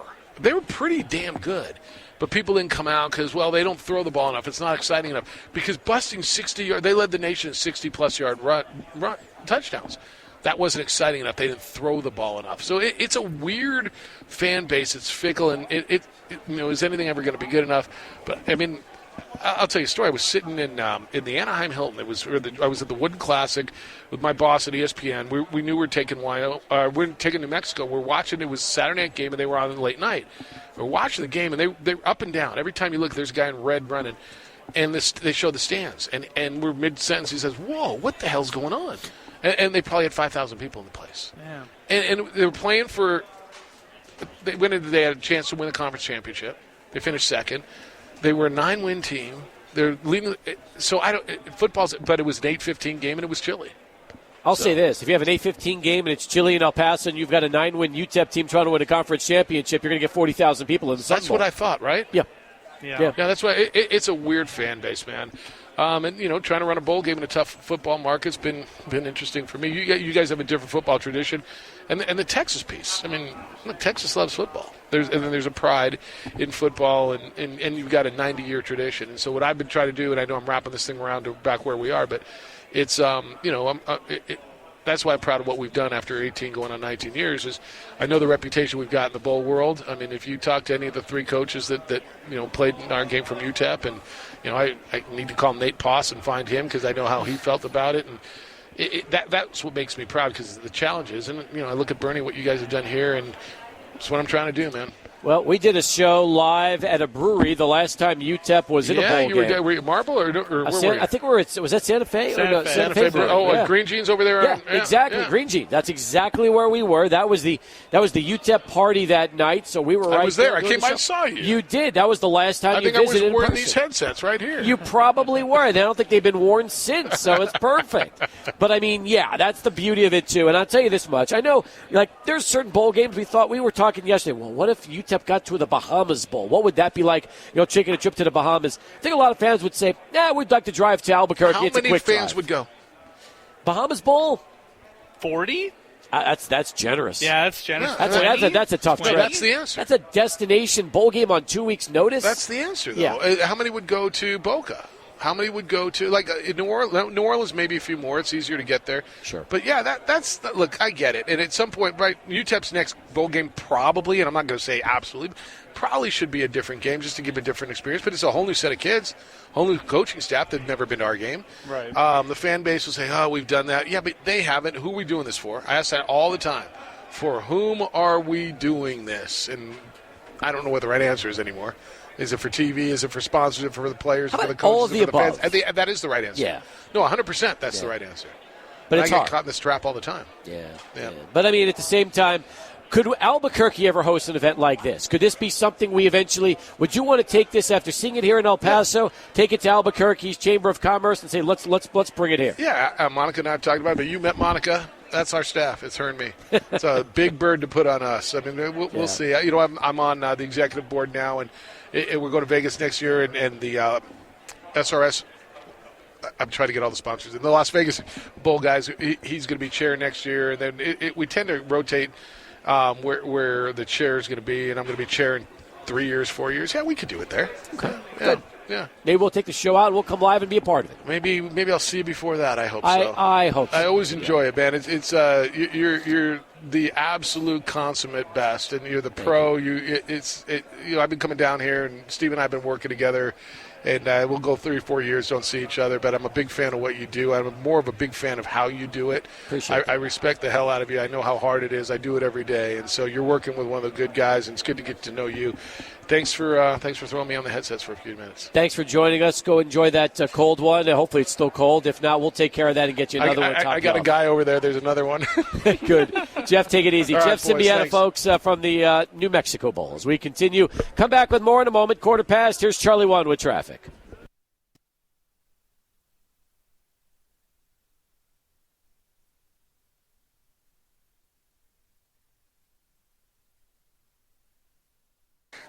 Back here on Sports Talk, back live downtown El Paso Convention Center. We got our final 40 minutes of the program. Excited about our next guest. It's been a great day. Guest after guest after guest, and Mark Neville's here with us right now.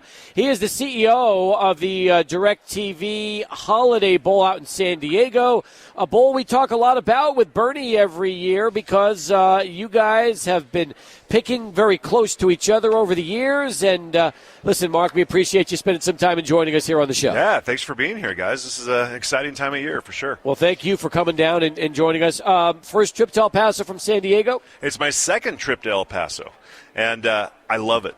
I love it. You know, we're a border town also in San Diego, and being here, you guys are closer to the border than we are. You know, the one thing I've said this to a lot of people, and I find something great in every city that I go to, and there's one thing about El Paso that I'm telling everybody is that I don't know that I've ever been in a city in the world where the people who live in El Paso love their city as much as they do here. I mean, it is quite evident how proud El Pasoans are of the region, for sure. I mean, I love this place. Great assessment, yeah. Mark, when you see the ever-changing world of college athletics, I mean, that's probably one of the big reasons why we're here today. What did you hear as far as motivation, encouragement from all other bowl representatives across the country of just, you know, maintaining a stable force moving forward here in the ever-changing world of college athletics? You know, bowl games are a huge part of college football. I mean, and college athletics, really. And all of us here that are part of bowl season and of all the bowl games, we all believe in what we do. You know, we believe, a lot of us are, you know, nonprofits like the Sun Bowl organization here and the Holiday Bowl in San Diego, and we benefit our communities. You know, we drive lots of tourism into our communities, and, you know, the Holiday Bowl drives about 25,000 room nights a year and about $25 million in economic impact a year. Many communities all around the country do that. But on top of that, the student-athlete experience and what we all do as event organizers, I truly think we're the best in the business. You know, and us as an organization, we're really good at the pomp and circumstance of a large event. You know, putting on the parades and the tailgate parties and the celebrations, and you know, all that stuff. And then the pageantry and the experiences that the fans get at the games. And then for the student-athletes to be able to go into all these communities. You know, people come to San Diego for the Holiday Bowl. Last year we had Louisville in the game against USC, and like 3/4 of the kids from Louisville had never even seen the Pacific Ocean before. You know, and here they get to do things that are totally unique to El Paso. And, you know, I'm sure you've heard this already here, but Bernie Olivas and the Sun Bowl organization here is known around the country for being ultra hospitable and do a tremendous job, and the student athletes have memorable experiences that will last a lifetime. And you all here in El Paso are really fortunate, like very fortunate to have Bernie Olivas here running the Sun Bowl, and all the volunteers. I know there's hundreds of volunteers who help on an annual basis here in El Paso, do such a great job. The Sun Bowl around the country is held in such high esteem all around the country. I'm happy you mentioned the bowl matchup for you this past December, Mark, because it was the same conferences that this bowl game is choosing from. And that's also kind of unique because most of the time every bowl game tries to have different relationships if possible. But ACC Pac-12 is exactly what we were dealing with last season. And I'm going to ask you the question that I haven't asked you yet, and I'm curious. How'd you miss Notre Dame? How did that slip by you and end up here in El Paso, considering the Holiday Bowl picks in front of the Tony the Tiger Sun Bowl? Ultimately, what happened, I mean, it just started with Florida State not getting into the playoffs and one of the top four. And that just made everything kind of snowball. And there's protections for teams that are in the championship game and have really great records. And so for that, you know, and I'll tell you, I think it worked out for everybody. Now, I was thrilled that you guys here in El Paso were able to get Notre Dame. We got Louisville, number 15 team in the country, and they got to play against one of the biggest brands in the country in USC. No doubt. So it truly worked out for everybody. And so it was just a function of Florida State. That kind of is what created the snowball. And I heard it was a pretty eventful selection day. There's no doubt about it. The selection itself on that side, the ACC side, was delayed by a few hours, and there was a lot to sort through. So a memorable year, to say the least. It right? was, yeah. I mean, it was great. I mean, and it all, like I said, it really started with Florida State not getting into the Final Four. Very similar games, too, when you just look at the fact that Oregon State came here, had a lot of changes with their team. You look at Louisville, they go to you all, a lot of changes with them, and even USC as well, a lot of changes. But you all still had 35,000 plus in attendance. Yeah. What does that say about your bowl game? You know, we're very proud. You know, just like you all here in El Paso with the Sun Bowl, we're very proud of the DirecTV Holiday Bowl out in San Diego. It's a community event. You know, there's only a couple of us that get paid to do it, and everyone else just does it because they love San Diego and they love college football. And you know, we've been around. We're not as old as the Sun Bowl is, but we've been around since 1978. We have a pretty good history, and so you know, to be able to get games, you know, again, we're not hiding from the challenges that we face as bowl games. You know, with opt-outs and the transfer portal and the expansion of the college football playoff. But that said, last year with USC, you know, Caleb Williams opted out. You know, we weren't happy about that, obviously. But then in comes Miller Moss and throws 6 touchdown passes and pretty much, I don't know if he solidifies his role as the starting quarterback for 2024, but he did a pretty nice job in trying to earn it. Mark, we talk about that all the time, and we had Bill Hancock on earlier in the show. We asked him a solution for bowls that are not involved in the playoff, and he said right now there really isn't any, and that's the hardest part. So maybe bowl games are almost looking at it where if you don't see some of the big names, well, guess what? You might see the first glimpse of the names of the future starring in that bowl game, which could springboard their career into the following season. Yeah, there's that, but at the same time, you know, one thing that we all do a really good job of is creating this amazing experience. You know, if you're coming to the Sun Bowl here, you're going to the Holiday Bowl in San Diego or the Pop-Tarts Bowl or you name it, any of the 43 games, you're going to have a good time. You know, it's more than a bowl game. When we're marketing our games for 11 months of the year, we have no idea who's playing in our game. You know, and so we have to sell the experience. We have to sell that we're going to have a great football game. But at the same time, you know, in San Diego for the pregame show, you're going to see the United States Navy leapfrog parachute team flying in at pregame. We're unfurling the giant American flag. We do a huge fireworks show postgame. Halftime's a celebration. The marching bands, like you do here in San Diego, we love marching bands. It's just all part of the experience. And it's a big event. We are fortunate to have a great base of annual ticket holders who come to our game year in and year out. And you know, we have a good destination in San Diego, and you know, we face challenges. We're not hiding from them, but we're going to keep on plugging away, and because we believe in what we do for the community, we believe in what we do for college football, we believe in what we do for the student athletes, and it's a good thing. And I mean, I've been working in this business for a long time, for 34 years now, and I love it, and we're going to keep on going until we can't, but I don't think that time is even coming remotely closely in the future. So I think we're in good shape. Mark Neville's the CEO of the DirecTV Holiday Bowl in San Diego, and he joins us here on Sports Talk. Could we ever see a situation where bowl games decide that they would like to shift from December to September and maybe do kickoff bowl games and use the same exact hospitality and the same formula, except they do it to start the year instead of to finish the year? That is an idea that has been floated out there. It's something that definitely has merit, I think, to consider. At the very least, it's worth considering. Are we going to get there? I have no idea. I don't have that crystal ball. You know, we're going to learn a lot, I think, over the next couple of years with the expansion of the playoff and the impact it has on the entire postseason. I still have confidence that there is a place for all the bowl games to be a part of bowl season. We're an important part of the postseason. Sure. And, you know, but there are a lot of ideas out there. You know, we face a lot of challenges. There's no doubt about it. And we're going to continue to try to find the right solution to overcome those challenges. But, you know, for now, we're going to keep on plugging away, and we'll see. You know, I mean, 2026 isn't too far away, and it's going to be a whole new gig now at that time. So But we'll see. I wish I had the crystal ball to be able to forecast it, but we'll be ready for it, whatever happens. Reflecting on the past of the Holiday Bowl and just all the great games and matchups you all have seen in the past, what are some of the ones that maybe stand out to you? The ones that here for Texas kind of come to mind right away. David Ash, for the Longhorns, that one comes right away. Webb with Texas Tech comes to mind right away. What are some of the ones that maybe stand out to you right away? The game that whenever I think of, people ask me what the best game I've ever seen, period, and it was the 2001 Holiday Bowl between Texas and Washington.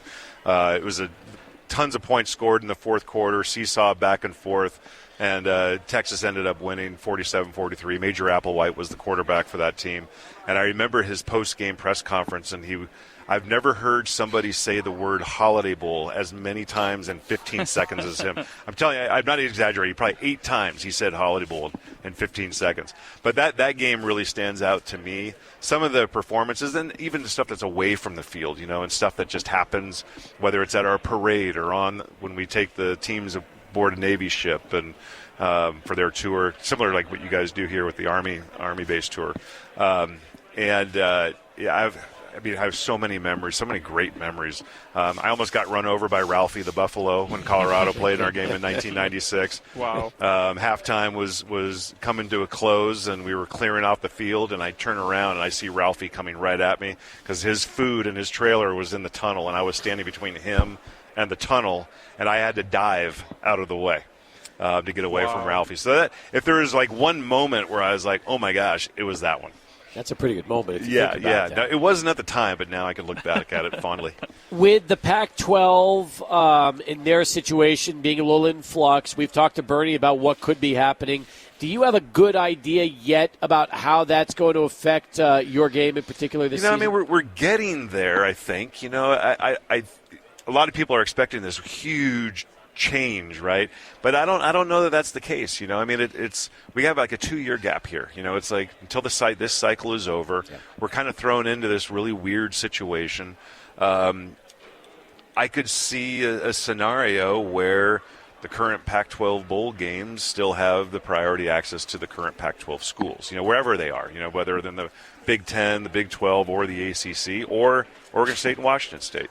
I think just working that out would create the least disruption across the system, I think that traction is, even though Bernie is the best. Bernie, he's standing right by me. By the way, and he's trying to give us. He's trying to.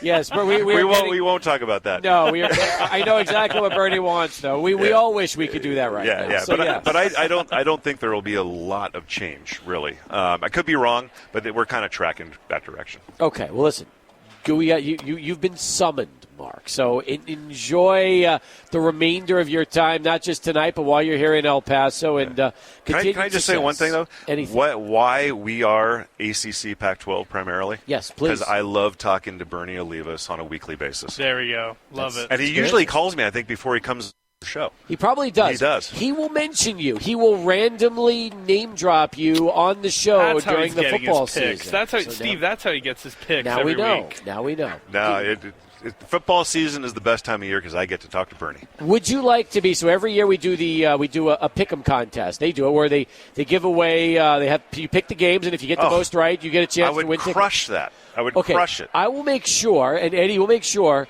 that Mark will be one of our celebrity pickers who joins us next season for a week with Bernie. Yes. And gets to pick games. And all I care about is that I beat Bernie. That's all we care about. We got to make a bet or something on that. We can. Mark do that. is going to be one of our celebrity pickers next year for the Tony the Tiger contest. We're in. Yes.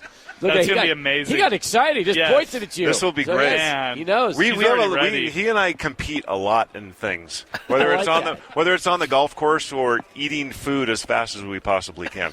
We've heard the stories. They're like folk tales after all these years. Yes, it'll be great. That is terrific. All right. Listen, appreciate you being here, though. Thanks for the time. And, yes, figure before you know it, it'll be September, and you'll be joining us on the show, and we'll look forward to recapturing that with you then. That time can't come fast enough. Awesome. Thanks, Mark. Thank you. Thanks, Mark. Mark Neville, folks. He is the CEO of the DirecTV Holiday Bowl, and now we know he's going to be joining us, picking games against Bernie. So looking forward to that as we continue here from the Convention Center. People are starting to wrap things up in our final 25 minutes or so. And I'll tell you what, if Mark's going to be our final bowl guest, we did just fine today on the guest list. Yeah, what a week, Steve. Or what are the last 2 days? Feels like a week, but it's the last just 2 days. Military Bowl has been represented. The Holiday Bowl, like you just heard. Rose Bowl yesterday. Las Vegas Bowl yesterday. Same with the AutoZone Liberty Bowl.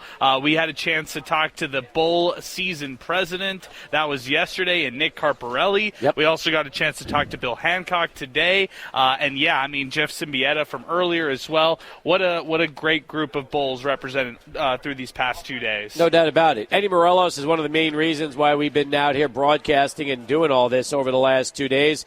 And he's got a big party to get to in a little bit, but he joins us for a couple of minutes here on the show.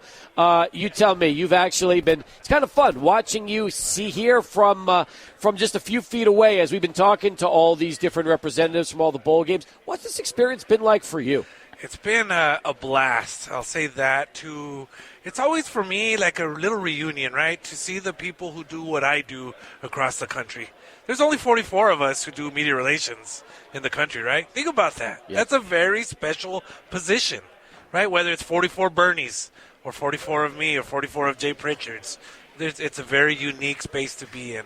I've learned some new things. Got to chat a little bit with, like you guys did, with all these big-timers in the college football world. Yeah. And for me, coming where I come from in small town Lawrenceburg, New Mexico, just to talk to these kind of people, it's just truly amazing for me. Yeah, Eddie, when you talk about all the different people speak so highly of the city of El Paso, what does that mean? Because this is something that you guys were so deeply a part of as far as hosting all these people here in this city. What was that part of? It's truly amazing. I mean, I just love to hear the comments, right?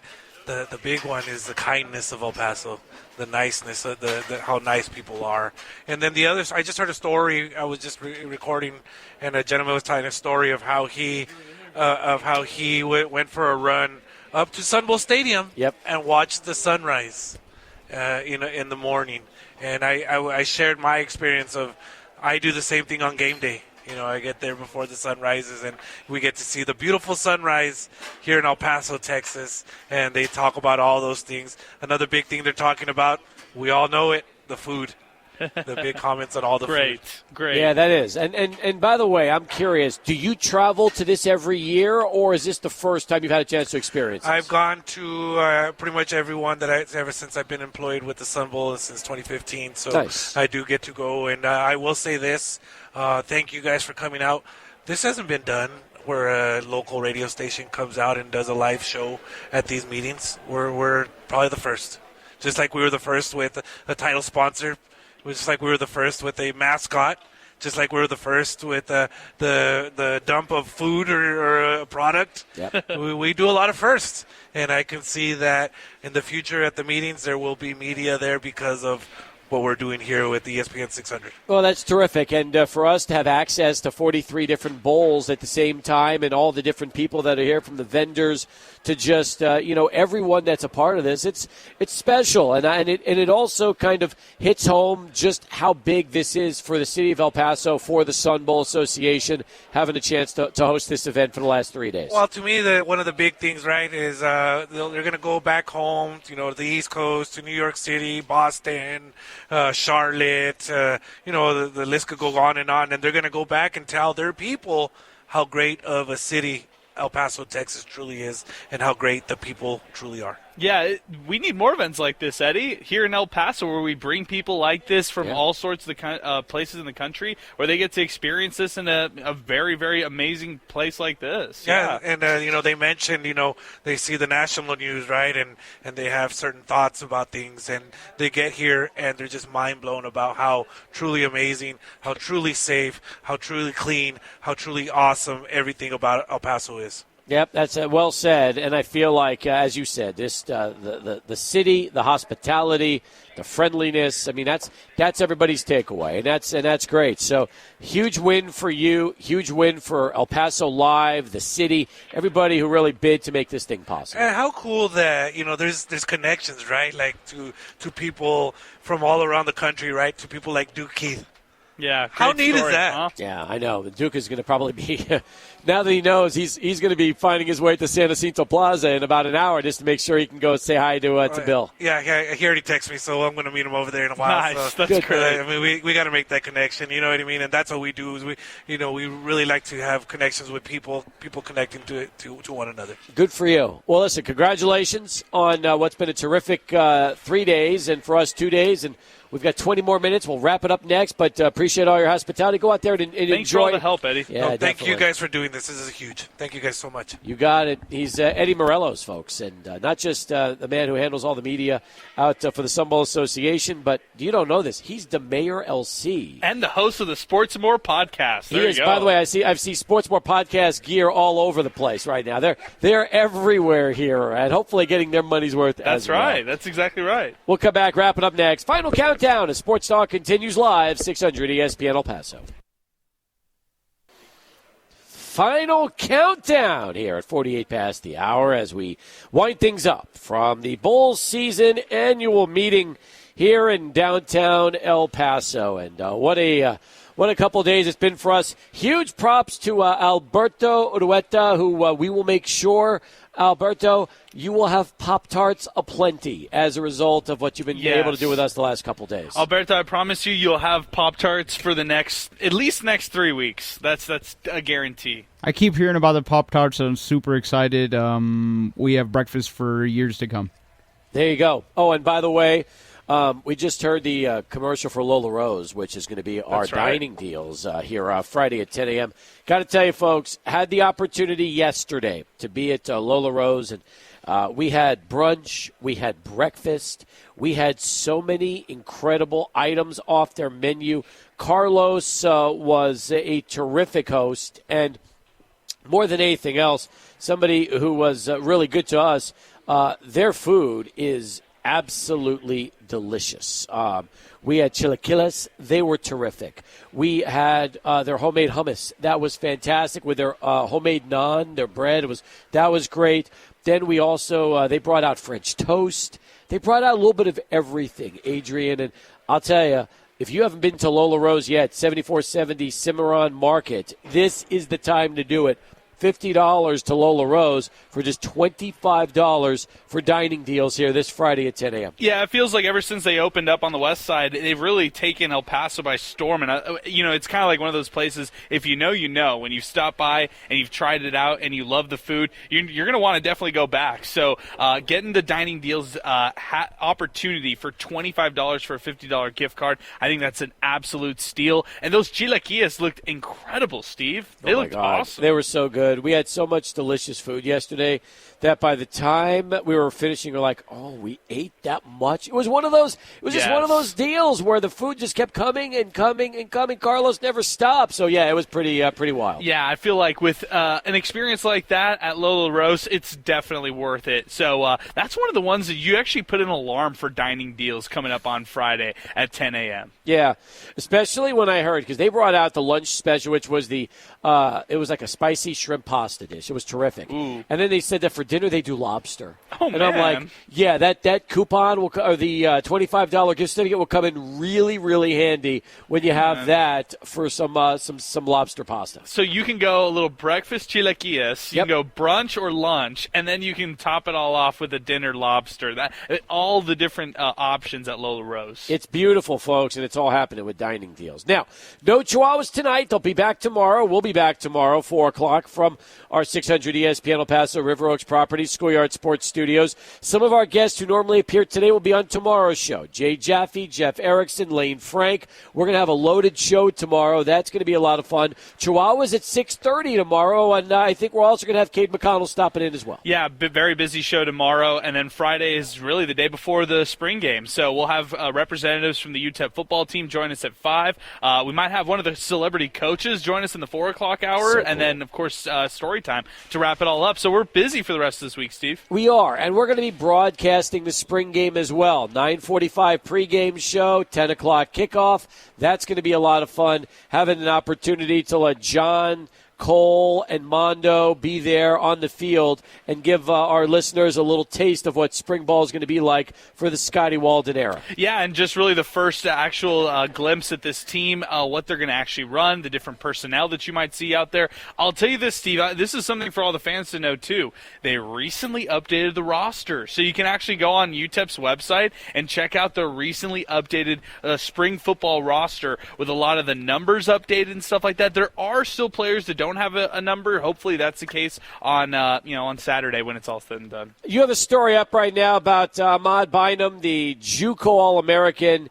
Now, I never even heard the term Division I bounce back until recently. Is this a new term? Because I mean, I always just knew of guys that started in D1, go into JUCO, and then come back, but now they're known as bounce backs. Yeah, D1 bounce back. Now, this is supposed to be a big thing for people. But, okay, look, so he goes to DePaul, he plays in the Big East, then he goes to the JUCO route, is a JUCO All-American on the second team, and now he's going to have a chance with 2 years of eligibility to finish up in D1 hoops. So let's see what he does with UTEP. Coaches think he could be a real difference maker. Here's what I've heard about Bynum. I heard that UTEP's been after him for a while. He was somebody who just wanted to come here, wanted to be part of the coaching staff, wanted to be part of the environment, the culture. This was not an NIL-based decision.